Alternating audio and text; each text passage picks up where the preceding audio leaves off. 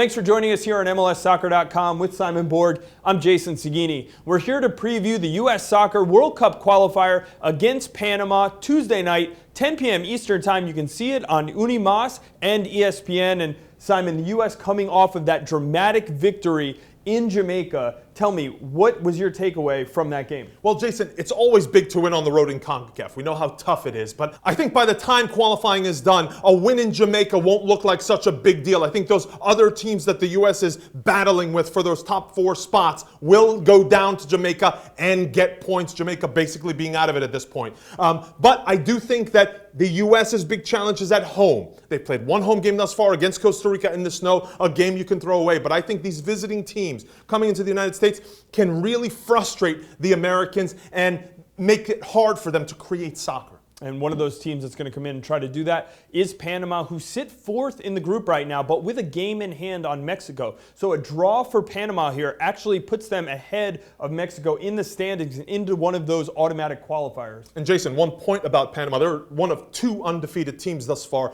in qualifying. This is a team that's played together for a while. They know what they want to do on the field.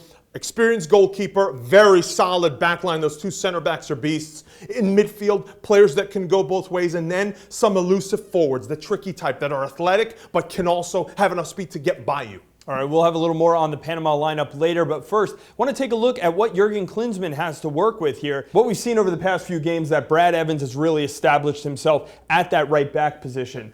But it's in front of him that Jurgen Klinsmann is going to have to make some moves now. Graham Zusi out, suspended on yellow card accumulation, and then Jermaine Jones in the middle of the field. He will be missing because of that concussion that he received in the Jamaica game. Yeah, and Jones and Zusi have become such vital parts to the U.S. team and give them that right balance that this is going to present a real dilemma for Klinsmann because now everyone questions his tactical acumen. This is his big chance with the changes he's going to need to make to that lineup in delicate areas. In midfield.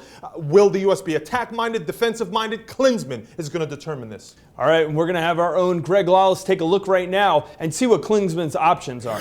Thanks, guys. Well, obviously there's a lot of confidence around the U.S. team following the victory down in Jamaica. But there are also some question marks for Jurgen Klinsmann. He has to replace 2 of his players in his starting 11. Jermaine Jones is out with concussion symptoms. He won't be playing on Tuesday. And Graham Zusi is suspended because of yellow cards.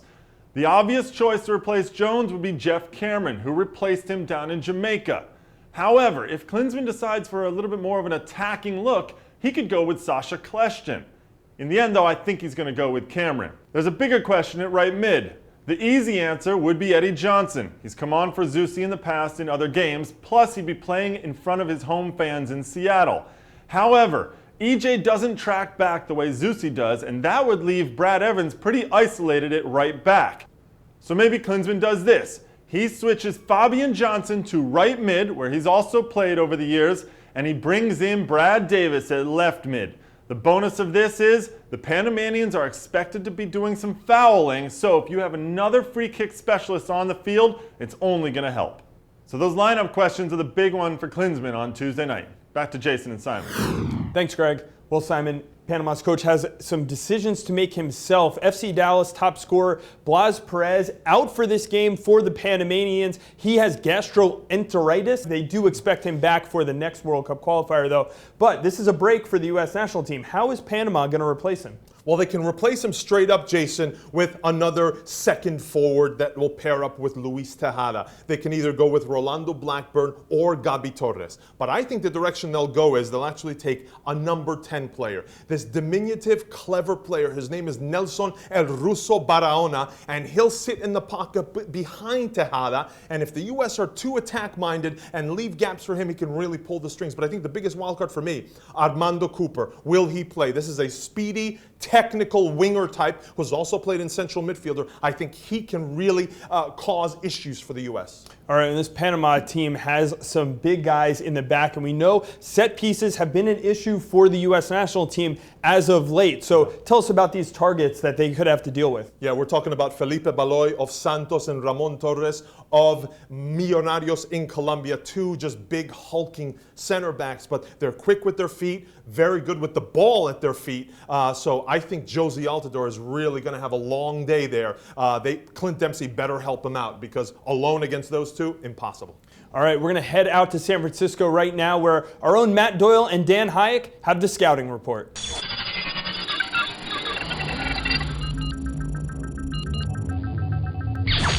Thanks, guys. Matt, after the Germany game, you and I talked about the lesson learned was Josie's movement, his improved movement off the ball, and we saw it against Jamaica. He scored a goal. That came from out wide. The U.S. is pretty much always at their best when they're creating from out wide. Yeah, this has been the story for 25 years. Go back to Tab Ramos, Landon Donovan, Graham Zusi in recent days.